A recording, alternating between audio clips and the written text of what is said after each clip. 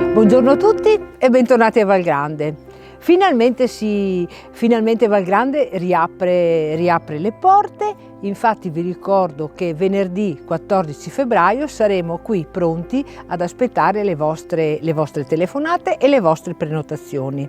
Però vi ricordo anche che venerdì 14 febbraio è San Valentino. Infatti stavo proprio prendendo ispirazione dal colore rosso, dai primi fiori della primavera, per farvi delle proposte adeguate a questa giornata.